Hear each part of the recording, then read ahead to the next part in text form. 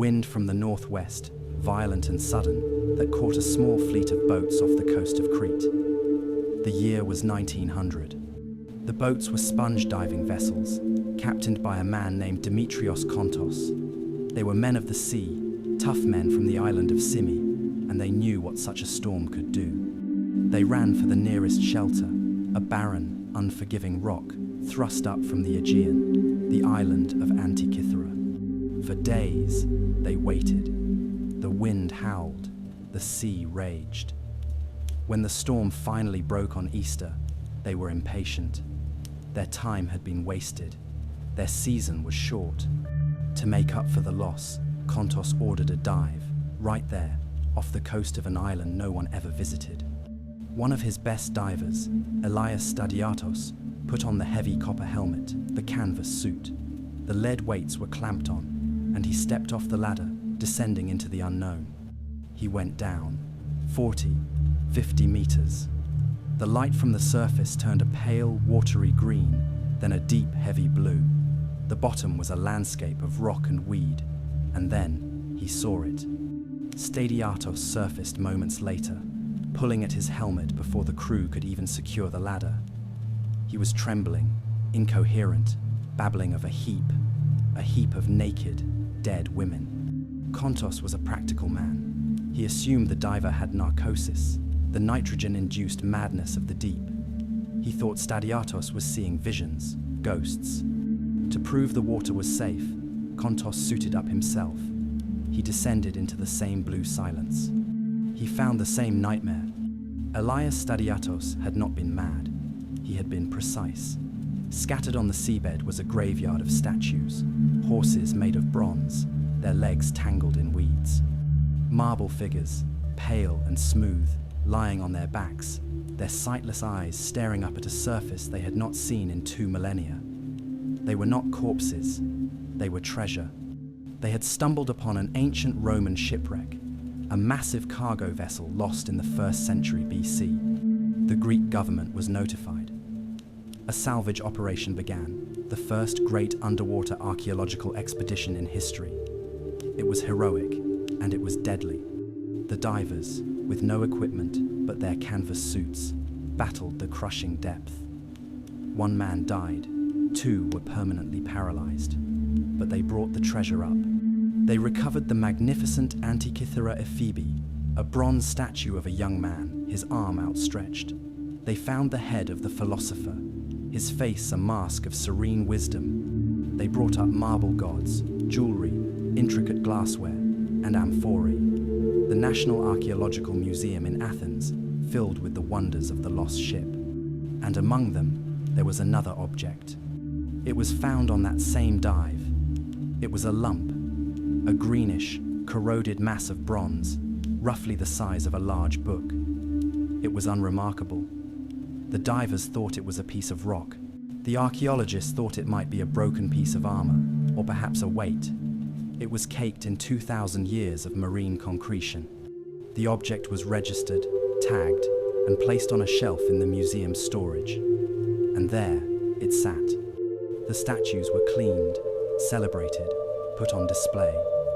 They were the stars of the find. The lump of bronze was forgotten. It sat in the dark, a silent witness, holding a secret that was, in its own way, far more valuable than all the bronze statues combined.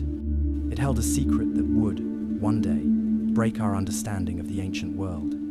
It sat for 2 years, waiting. His name was Valerios Stias.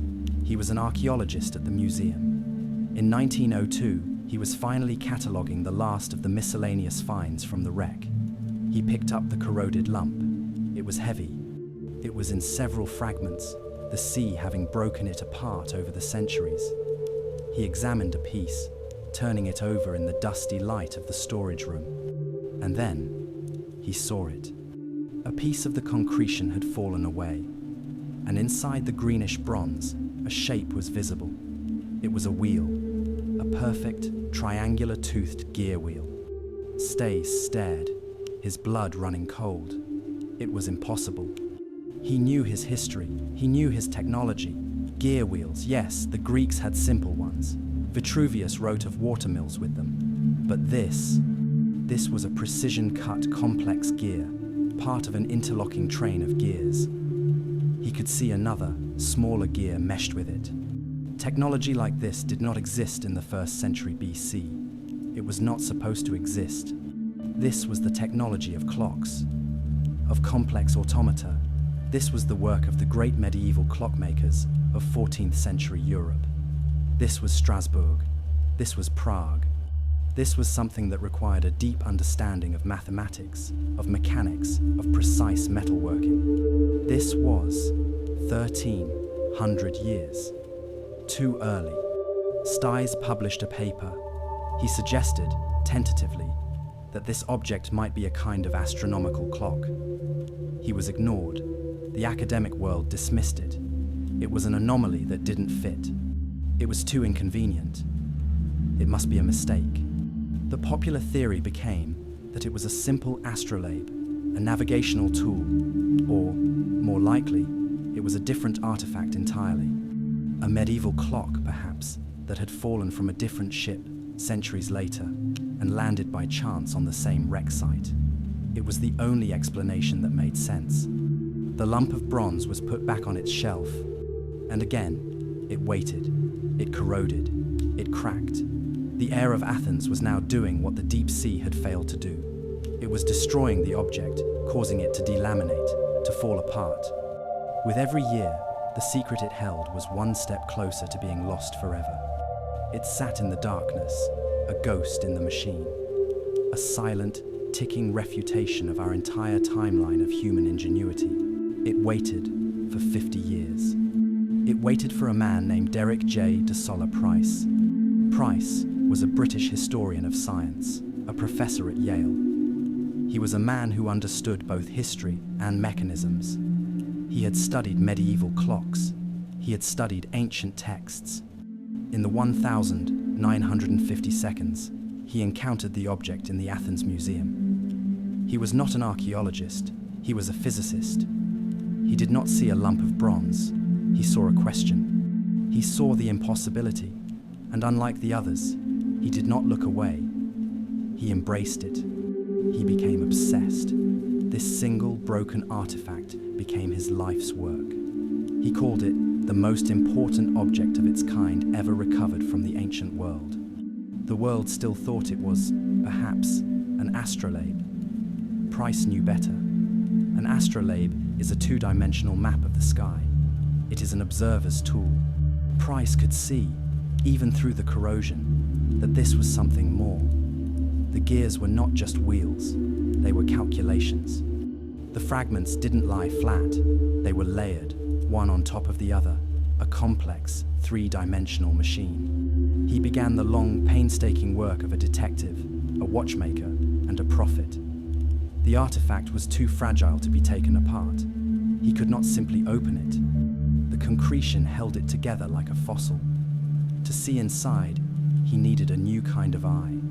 He convinced the Greek authorities to let him use X-rays.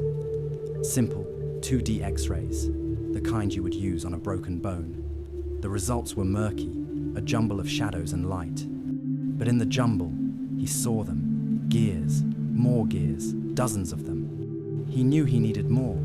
He needed to see inside the lump. In 1971, he arranged for the artifact to be subjected to gamma rays, a more powerful, more penetrating radiation. He placed photographic plates between the fragments, bombing the ancient bronze with radiation to capture the shadows of its teeth. For months, he analyzed the plates. He was a cartographer, mapping a new continent. He drew each gear on a separate sheet of transparent paper. He layered them, one on top of the other. He counted the teeth. One wheel had 64 teeth, another 38, a third 48, a large one 223. These were not random numbers. To an astronomer, they were magic. They were the numbers of the cosmos. He found a large gear with 235 teeth. This was the Metonic cycle, the 19-year golden ratio of the ancient world that reconciles the cycles of the sun and the moon. He found another train of gears, so complex he could hardly believe it. It was a differential, an epicyclic gear system, a mechanism where one gear rides upon another. This was a device for calculating differences, for adding and subtracting motion. This was a level of mechanical genius that, according to the history books, was not invented until the 16th century by clockmakers, and not perfected until the 19th century for use in the differentials of automobiles. And here it was, in a lump of bronze from a ship that sank before Christ was born. In 1974, Price published his findings. The paper was titled, "Gears from the Greeks." He declared to the world what he had found. The Antikythera Mechanism, he said, was not an astrolabe. It was not a simple clock. It was an analog computer, a complex, geared machine that modeled the entire Greek cosmos. On its front, it showed the position of the sun in the zodiac. It showed the position of the moon. And, most astonishingly, it showed the phase of the moon, calculated by that impossible differential gear, which subtracted the sun's motion from the moon's motion. On its back, it had dials, spiral dials. One, the 235-toothed Metonic cycle, was a calendar, a guide for religious festivals and planting seasons. The other, the 223-toothed Saros dial, was its killer app. It was an eclipse predictor. Imagine a small bronze box. You turn a crank on the side, and on the back, a small pointer moves along a spiral, pointing to the exact month, day, and even the hour that a solar or lunar eclipse would occur. This was the secret held in the lump of bronze. The Greeks had not just observed the heavens, they had mechanized them. They had encoded the complex differential motions of the cosmos into a machine of interlocking, mathematical, bronze teeth. The academic world was stunned. And, for the most part, it was skeptical. Price's model was brilliant, but it was drawn on paper. It was a reconstruction based on shadowy images. He had seen the heart of the machine, but many of its details were still hidden in the corrosion. The inscriptions, the fine print, were unreadable. Price had opened the door, but the room was still dark. His work was a masterpiece, but it was incomplete. He died in 1983, his theory accepted by some, but still debated by many. He had proved what it was, but how it truly worked, who had made it, and why this godlike technology had been utterly and completely lost to the world. These questions remained. The ghost in the machine was still whispering. It would take another generation. It would take new technology Price could only have dreamed of, to finally make it speak. Derek Price had proved the artifact was a computer. But the world, for the most part, remained unconvinced. His model was a theory, a brilliant ghost story told from shadows on a photographic plate. To truly prove it, to silence the skeptics, and to unlock the secrets Price himself had missed, the world needed to see inside the machine, clear as day. The artifact waited once more. The 20th century, the century of its discovery, ended. The 21st century dawned, bringing with it new ways of seeing, new technologies that were, in their own right, as magical as the mechanism itself. In the year 2000, a new team formed, the Antikythera Mechanism Research Project, or AMRP. This was not a solitary effort. It was a collaboration, a league of specialists. There was Michael Wright, a curator from the Science Museum in London, a man with the patient hands of a watchmaker. He had already spent years building his own working models, disagreeing with Price on key details. There was Professor Mike Edmonds and the mathematician Tony Freeth, both from Cardiff University. Freeth, in particular, would bring a relentless logical clarity to the puzzle. And there was Alexander Jones, a world-leading historian of ancient astronomy from New York, a man who could not only read the science, but could read the mind of the ancient scientist. They joined forces with the National Archaeological Museum in Athens, which guarded the fragile fragments. But their most crucial allies were not from the world of classics. They were from the world of high technology, Hewlett-Packard, and a British company called X-Tech Systems. The challenge was the same one Price had faced. But now, 50 years of corrosion had made the artifact even more fragile. It was in 82 distinct fragments. They were brittle, layered like ancient rusted pastry. You could not take it apart. You could not even touch it without risking its destruction. The team knew that X-rays were the key, but not the 2D X-rays of Price's day. They needed to see inside the concretion, in 3 dimensions. They needed a medical CT scanner, but a hospital scanner, designed for soft tissue, would be useless. The X-rays would just bounce off the dense, corroded bronze. They needed something more powerful, something that didn't exist. So, X-Tech built it. They called it the Blade Runner. It was a custom-built, 450,000-volt, microfocus computed tomography, CT, scanner. It was a monster. It weighed 8, some say 12, tons. 12 tons of cutting-edge industrial technology designed to find microscopic stress fractures in the fan blades of jet engines. In the autumn of 2005, this 12-ton machine was shipped from Britain to Athens.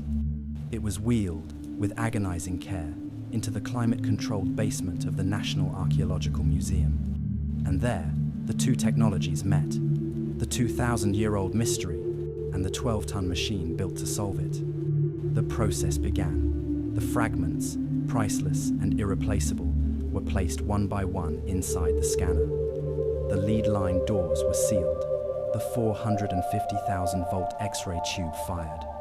For weeks, the machine worked, blasting the artifact with radiation, capturing thousands of digital slices, each one a cross-section through the mechanism. The data streamed to the computers, terabytes of it. Tony Freeth and his team began the digital reconstruction, and for the first time, in 2,000 years, the machine revealed its true self. Price had been right, and he had also been wrong. He had been right about the major functions: the sun, the moon, the Metonic, and Saros dials. But he had underestimated its genius. Where Price had seen 30 gears, the CT scans revealed 37. They could see every single tooth. They could count them exactly. The scans confirmed Price's differential gear, the one that calculated the moon's phase. But they found something else. Something even more subtle. The ancient Greeks knew that the moon's orbit is not a perfect circle. It is an ellipse. The moon speeds up as it gets closer to the Earth and slows down as it moves away. This is called the first lunar anomaly. Price's model used a simple, average motion for the moon. The real machine did not. The scans revealed an incredibly clever pin and slot mechanism, a train of epicyclic gears, where one gear, slightly offset from the center, drives another through a small pin in a slot. This complex system perfectly modeled the moon's variable speed, accelerating and decelerating the lunar pointer as it swept around the front dial. This was not just a computer. This was a precision computer. It was a machine that not only modeled the what, but the how. It was a machine that understood and replicated the beautiful imperfections of the cosmos. But the gears were only half the secret. The other half lay on the surface. The inscriptions, the user manual. Price had seen hints of them, but they were unreadable, faint scratches on a corroded background, most letters no more than 1.5 millimeters high. The team from Hewlett-Packard brought another piece of 21st century magic. It was called polynomial texture mapping, or PTM. They built a custom photographic dome, a small black planetarium studded with 50 high-powered flashbulbs. A high-resolution camera sat at the apex. The artifact fragments were placed inside. The dome fired. Flash, flash, flash. 50 photographs, each one taken in a fraction of a second, each one lit from a slightly different angle. The computer then combined these 50 images into a single virtual file. The result was magic. The user could now move a digital light source across the surface of the artifact on a computer screen. A scratch that was invisible when lit from the front became a vast, deep canyon when the light was raked in from the side. The corrosion vanished. The inscriptions emerged. For the first time, the machine was speaking, and it was telling them everything. They found thousands of new characters. They could read the labels on the dials. On the back, above the great spiral, they found the word Saros. Price was right. Above the other, they found Metanos. Price was right again. But there was more. The Saros dial wasn't just a simple predictor. Next to the markings for eclipses, they found tiny glyphs. H for Helios, the Sunday S for Selene, the moon, and next to them, other words. Words describing the color and character of the eclipse. H, red. S, fire-colored. H, dark. This wasn't just a scientific calculator. It was an astrological tool. It was a device that sat at the precise intersection of science and superstition, of mathematics and magic. It told you not just when the eclipse would happen, but what it meant. Then, they looked at the text on the front face, the main display. They found the names of the planets, confirming that the machine was, as Price had suspected.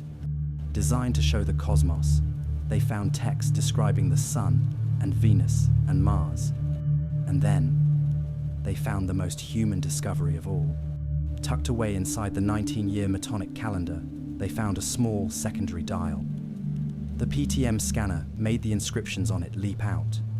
Isthmia. The team was confused. Isthmia, like the Isthmian Games. They scanned another fragment and found another word, Nemea, and then Pythia, and finally, Olympia. It was a schedule. It was a dial that showed the timing of the 4 great Pan-Hellenic Games. The ancient Greek world organized its life around these 4-year cycles. This discovery transformed the Antikythera Mechanism. It was not some abstract, high-minded tool for a philosopher in a tower. It was a practical device. It was a calculator for a businessman, a farmer, a priest. It was a machine that connected the entire Greek experience. It linked the cycles of the heavens to the cycles of the gods, to the cycles of human life. It was a box that told you when to plant your crops, when to expect an omen from the gods, when to hold a festival, and when to travel to see the Olympics. The ghost in the machine was no longer a ghost. It was a living, breathing voice from the past. The puzzle was complete. The scans had given them all the pieces. Now, for the first time, they could put them together. They could read the user manual. They could understand, in its full, staggering, impossible genius, exactly what the machine did and how it did it. So, what was it? After a century of analysis, after the X-rays and the 3D scans and the domes of light, what can we do? We can, for the first time, reconstruct it. Not in bronze, but in the mind. We can tour this machine as one would tour a lost city. Imagine a box, a wooden box, no larger than a shoebox or a heavy dictionary, intricately made, with hinged doors on the front and back. Inside that box, not paper, but a universe of bronze. On the side, a knob, a hand crank, perhaps finished in ivory or fine wood. This is your only input. This is where you, the user, feed motion into the machine.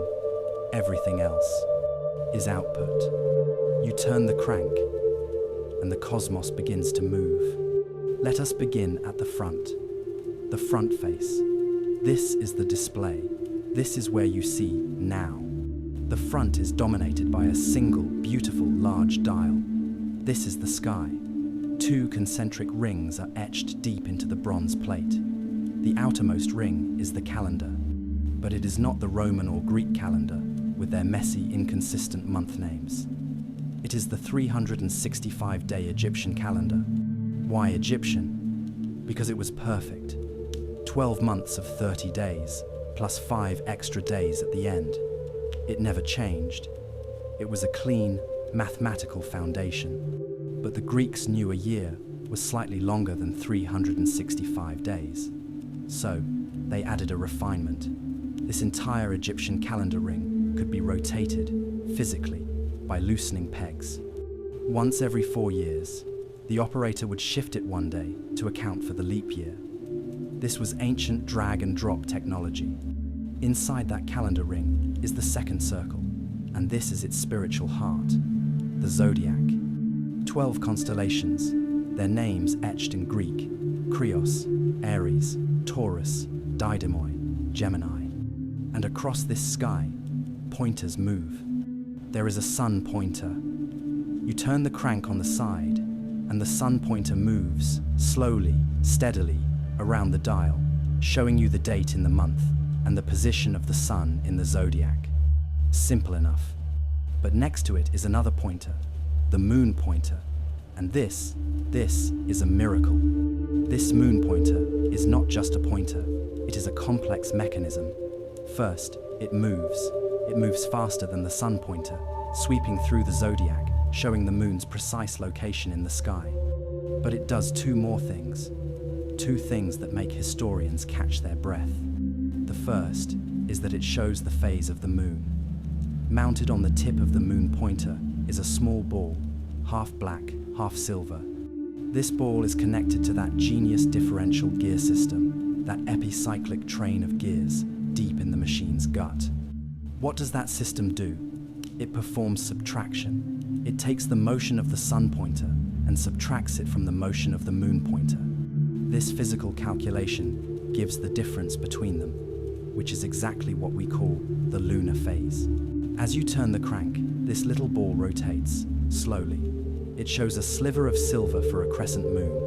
It waxes to a half, then to a full moon, the entire silver face showing.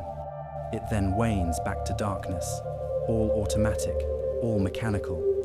And that is not even the cleverest part.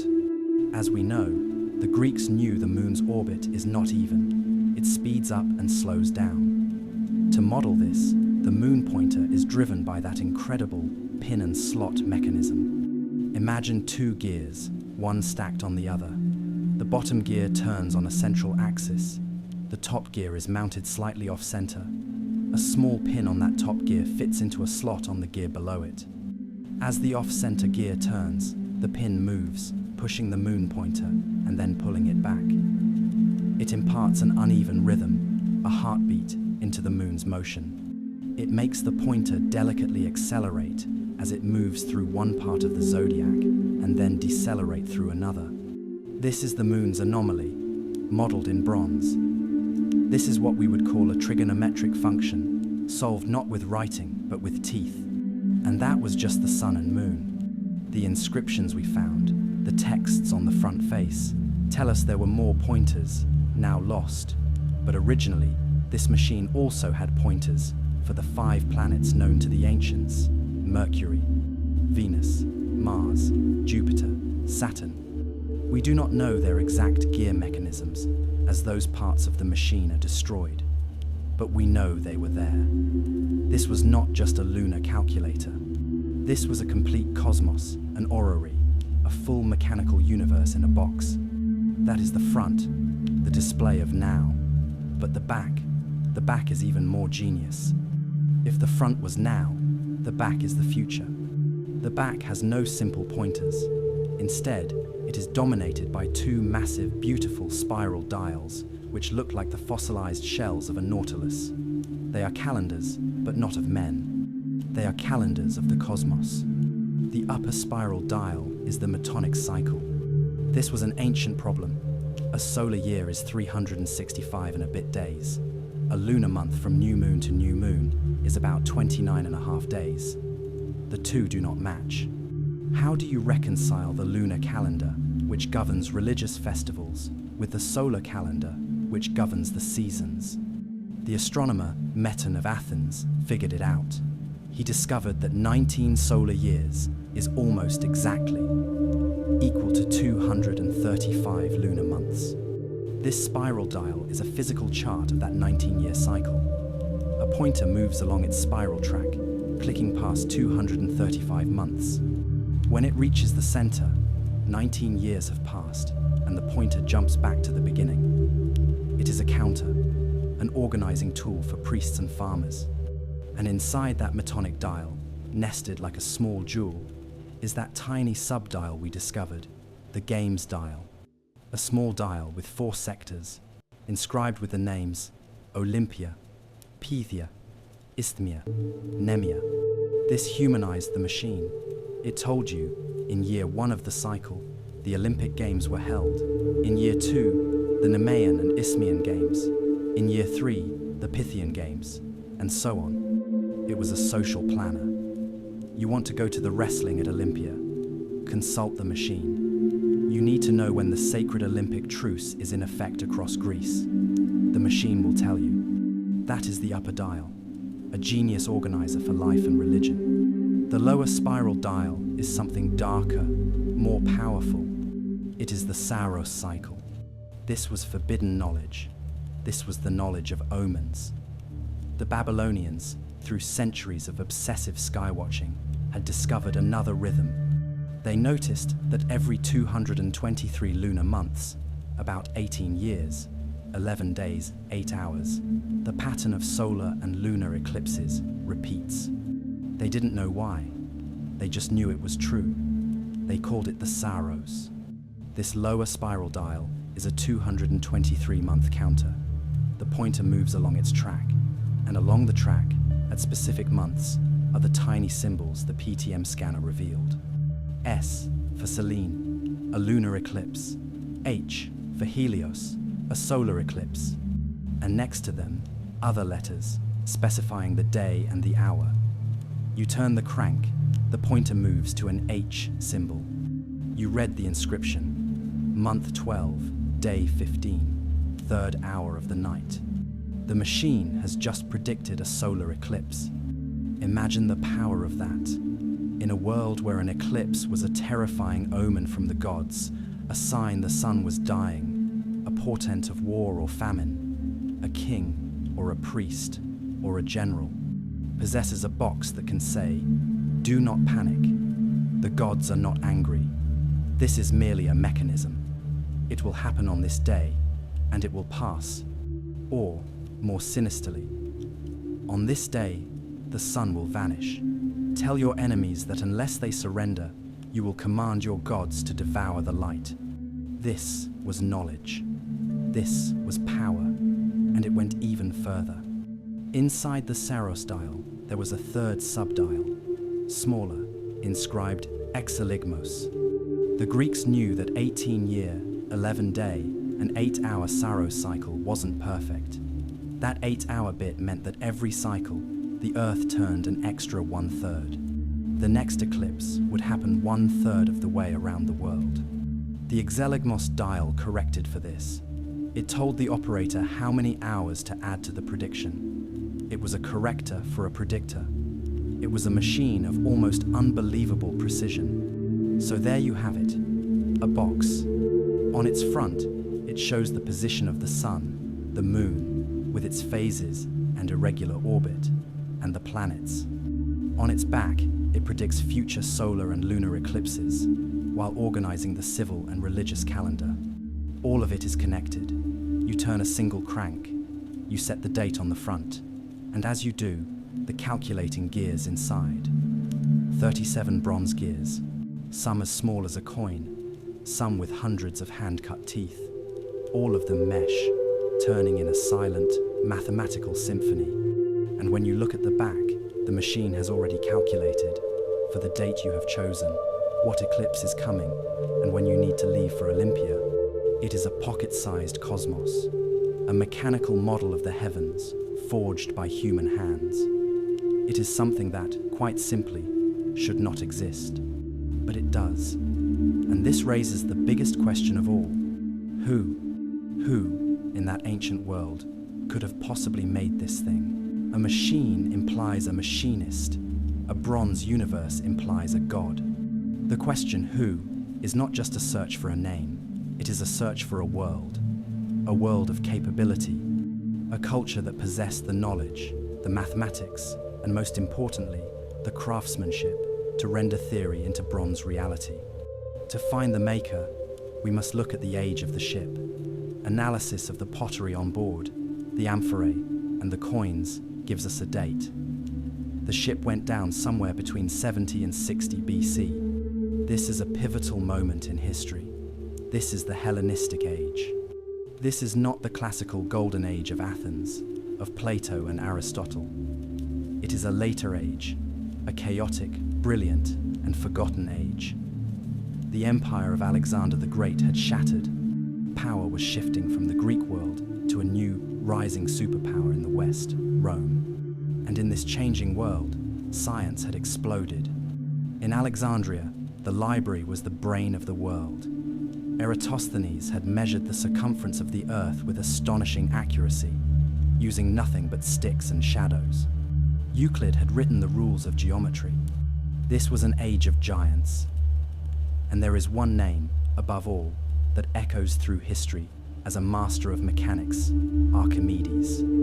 Archimedes of Syracuse, the man who cried, "Eureka," in his bath. The man who said, "Give me a lever long enough, and I shall move the world." He was the greatest mathematician of antiquity, and he was its greatest engineer. In 212 BC, as Rome besieged his city of Syracuse, Archimedes, by then an old man, built his legendary war machines. Enormous claws that reached over the walls lifted entire Roman ships from the water and smashed them. Vast mirrors, according to legend, that set the enemy fleet ablaze by focusing the sunday. Archimedes died in the siege, cut down by a Roman soldier, and he died 150 years before the Antikythera shipwreck. So, he could not have made it. But the story does not end there. We have a witness, a credible Roman witness, Marcus Tullius Cicero. Cicero, the great orator and statesman, wrote about Archimedes. He wrote that after the fall of Syracuse, the Roman general Marcellus took back only 2 pieces of loot, not gold, not silver. He took 2 globes that Archimedes had built. Cicero describes them. One was a solid sphere, a star map, a celestial globe, but the other was something else. Cicero wrote, and I quote, that it was a machine that showed the motions of the sun and moon and the 5 planets. He said it modeled the unequal and different motions. And then Cicero wrote this sentence: it even showed eclipses beneath the sphere. There it is. That is a precise, textual description of the Antikythera Mechanism, a mechanical, geared device showing the planets, the sun, the moon, and predicting eclipses. So Archimedes, 150 years before our ship sank, built a similar machine. This means the Antikythera Mechanism is not a singular, sudden apparition. It is part of a tradition. Archimedes was not just a lone genius. He was the founder of a school of astronomical mechanical engineering that survived and was refined for generations. Our machine is not his machine. It is a descendant, a later, perhaps more sophisticated, more compact generation of the device, built by someone who inherited his intellectual legacy. But who? Let us look at the ship again. Where was it going? The cargo, the luxury Greek statues, the fine glassware, the expensive wine, suggests a near certain destination: Rome. This was a luxury cargo vessel, perhaps on commission. It was shipping the treasures of the Greek world to the home of a wealthy Roman aristocrat, a collector, a learned politician. And where did it come from? The ship sank off Antikythera. Its route runs from the eastern Mediterranean, and on that route there is one hub of power, commerce, and science: the island of Rhodes. In the 1st century BC, Rhodes was a global center, and it was the home of the world's greatest school of astronomy. A generation before our ship sailed, the greatest astronomer of antiquity, Hipparchus, had worked on Rhodes. Hipparchus was the father of astronomy. He catalogued over 1,000 stars. He invented trigonometry, and he was the man who discovered the precession of the equinoxes, the slow 26,000-year wobble of the Earth's axis, a phenomenon that requires fantastically accurate measurements. Most importantly, Hipparchus created the complex mathematical models for the irregular orbits of the sun and moon. The Antikythera Mechanism, with its off-center gears and its pin and slot, is a physical translation. It is the theories of Hipparchus, rendered in bronze. Hipparchus was dead, but his school was not. At the time the ship sailed, around 60 BC, the head of the philosophical and scientific school in Rhodes was a man named Posidonius. Posidonius was a true polymath, a philosopher, a historian, an astronomer, a geographer. He was the brain of the Greek world, and we know of him, again, from Cicero. Cicero had traveled to Rhodes. He studied at Posidonius's school. He knew the man, and Cicero wrote about him. In his work, On the Nature of the Gods, Cicero mentions his friend Posidonius and writes that he recently fashioned a sphere, which in each revolution reproduces the motions of the sun, moon, and planets, just as they occur in the heavens each day and night. There it is, a second time, another description of just such a machine. And this time, everything fits. The knowledge, the school of Hipparchus, the maker, Posidonius, Hipparchus's successor, the time, 60 BC, exactly when the ship sailed. The geography, Rhodes, a center of engineering on the trade route to Rome. The destination, Rome, where a wealthy patron, perhaps Cicero himself, who knew of both machines, was waiting for his ultimate high-tech collectible. The picture becomes clear. This is the leading theory. The Antikythera Mechanism was built in a workshop in Rhodes, based on the theories of Hipparchus, possibly under the supervision of Posidonius himself. It was a masterpiece, commissioned and shipped for Rome, and it never arrived. But even this is not complete. Posidonius was a theorist. He did not cut the gears himself. Archimedes did not forge his own bronze. This implies a third class of person, a class history has completely forgotten. Not the philosopher, not the mathematician, but the artisan. A workshop, a master craftsman, someone who could take abstract astronomical equations and translate them into a blueprint of 37 gears. Someone who knew how to cut triangular teeth, each just millimeters across, with perfect precision. Someone who could invent the differential and the pin and slot. This was a clockmaker before clocks existed. The Antikythera Mechanism is not a prototype. The inscriptions, the neat layout, the clearly lettered dials. This is a finished product. This is Model 5, not 1. This means there was a lost tradition, a high-tech infrastructure, a Bell Labs of the Hellenistic world, producing these machines, perhaps by the dozen, for the wealthiest clients. The ship was not carrying a holy relic. It was carrying a luxury item, a Rolex of its day, a personal supercomputer, a status symbol, an educational tool, and a source of predictive power. The Antikythera Mechanism, then, is our only surviving window into a lost technological world, a world where science and mechanics had reached a peak that we never knew was possible. And this, at last, leads to the deepest and most terrifying mystery of all. If they had this in 60 BC, where did it go? Why did we not inherit this? Why, instead, did humanity fall into 1,500 years of mechanical ignorance? If the Greeks had the computer, why did we have to invent it all over again? This is the true mystery of the Antikythera Mechanism. It is not what it is. It is not who made it. It is what happened next. Where did it go? Why did this entire branch of human genius, the marriage of mathematics and mechanics, vanish from the earth? Why did the timeline of technology hit a wall, shatter, and then require 1,500 years to reform? Our entire understanding of history is framed by this loss. We call them the Dark Ages, a time when the world supposedly forgot how to build, how to think, how to dream. We imagined a linear path, simple Greeks, practical Romans, then a long, dark valley, followed by the slow climb of the Renaissance.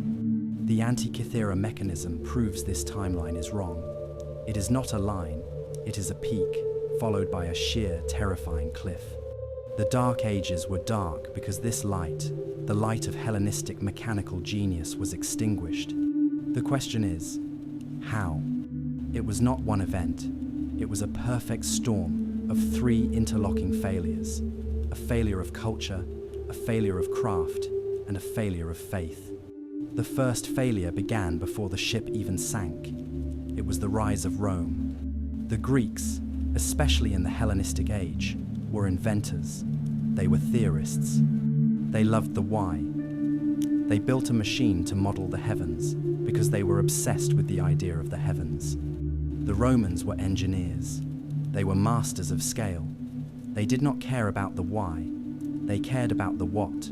What does it do? Can it move water? Can it move an army? Can it hold a bridge? The Romans inherited the Greek world, but they did not inherit its curiosity. They saw the mechanical wonders of Archimedes and Posidonius not as blueprints to be improved, but as black boxes. They were magical toys, collectibles, trophies of a conquered, clever people. Cicero, the man who described both machines, did not ask, "How can we build 1,000 of these? How can we apply this differential gear to navigation?" He simply marveled at it. He appreciated it as a piece of art. The vital link was broken. In Rhodes, the philosopher, Posidonius, and the artisan, the master craftsman, were in the same city, breathing the same air, perhaps working in the same guild. In Rome, the philosopher wrote books, and the engineer built roads. The two were divorced.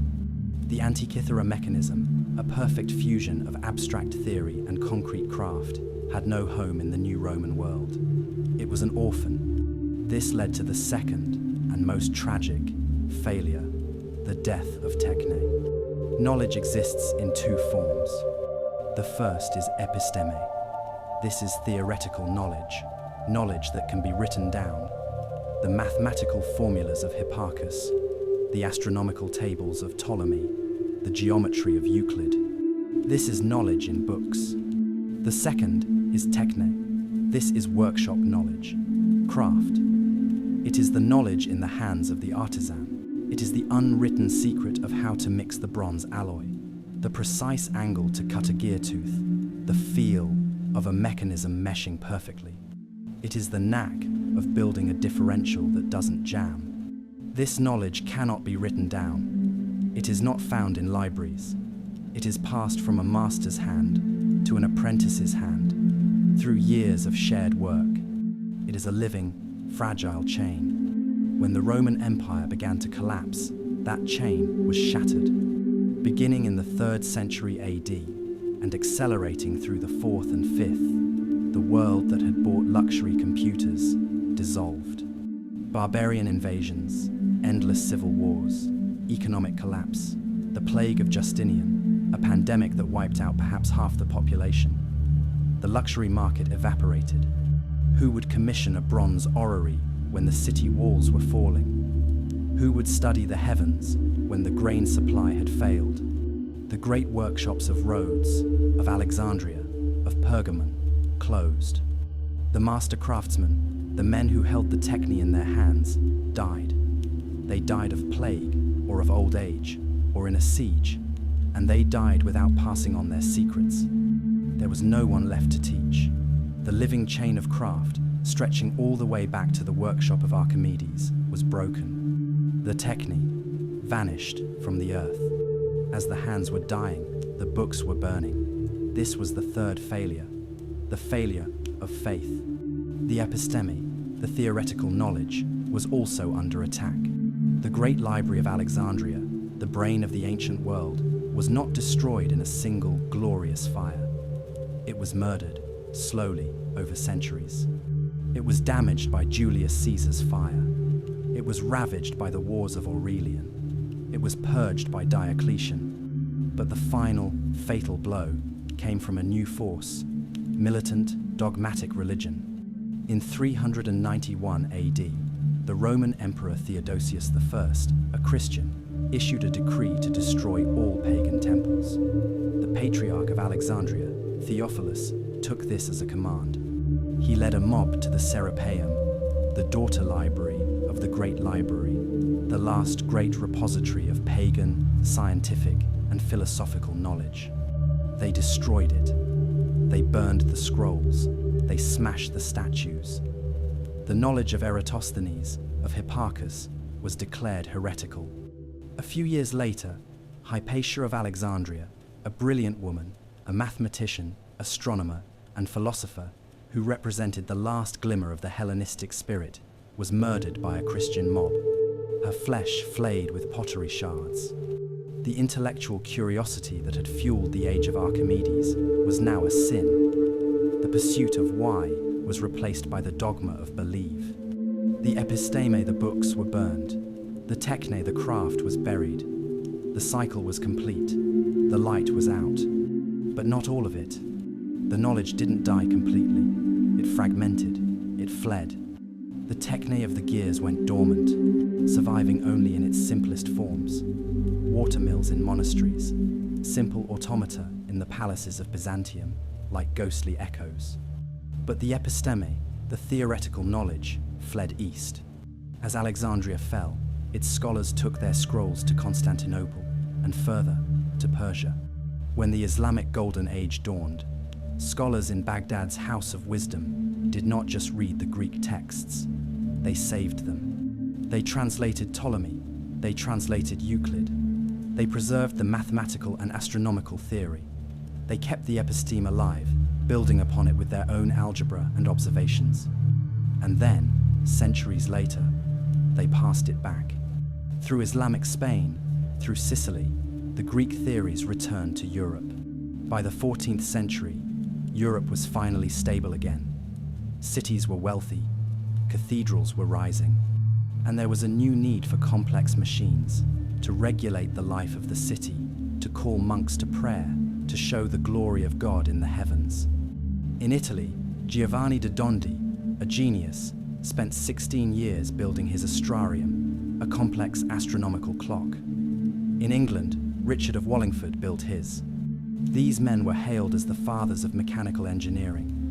They reinvented the differential gear. They rediscovered how to mechanize the cosmos. But we now know the truth. They were not the first dawn. They were the second dawn. They were geniuses, but they were working from a faint, fragmented memory. They were starting over. The first dawn, the brilliant, blinding light of Archimedes and Posidonius, had set 1,500 years earlier, and its memory had been completely lost. The Antikythera Mechanism is the fossil of that lost world. This leaves us with a final, haunting thought. What if? What if the mechanism hadn't been lost? What if the ship had not sunk? What if the Romans had embraced the techne? What if the differential gear had been applied to navigation, to industry? The Greeks already had a primitive steam engine, the Aeolipile of Hero of Alexandria. They treated it as a toy. What if Roman engineers, the masters of scale, had combined their steam power with this gear technology?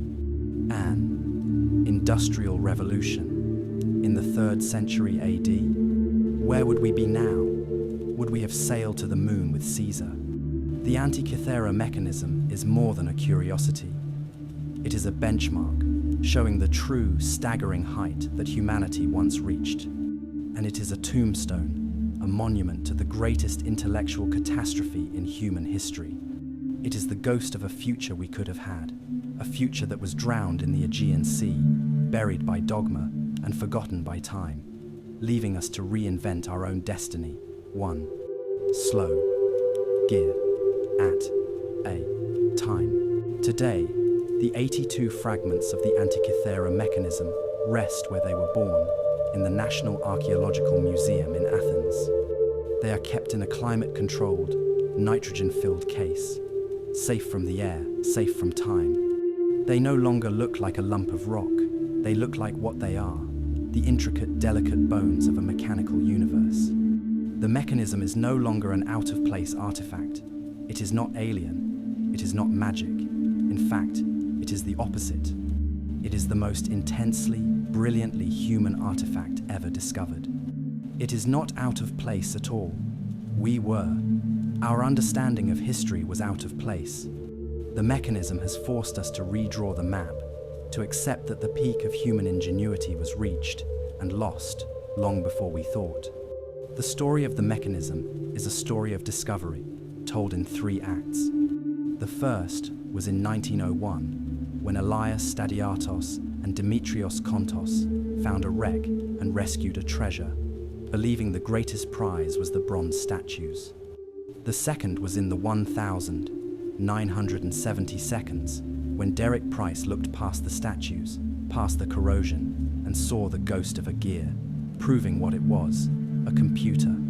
The third was in our own century, when the research project used new light to read its user manual, proving how it worked and who it was for.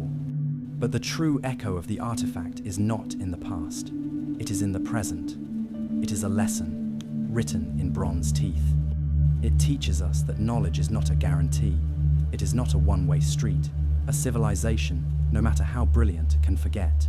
A peak, no matter how high, can be followed by a cliff.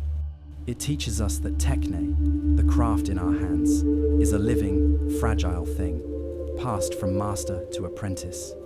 And when that chain is broken, the most complex ideas in the world are just silent ink on a burning page. The Antikythera Mechanism sat for 2,000 years in the dark, a silent testament to a future we lost. It is the most complex object we have from the ancient world. And it is, almost certainly, the second most complex. Because the most complex object, the one that truly defines that lost world of genius, is the one that was never built. It is the human mind that could invent this. The mind of the artisan, the craftsman, and the philosopher who dared to look at the heavens, dared to understand its clockwork, and then dared to build a god in a box. The wreck of Antikythera, in the end, did not give us a treasure, it gave us a mirror.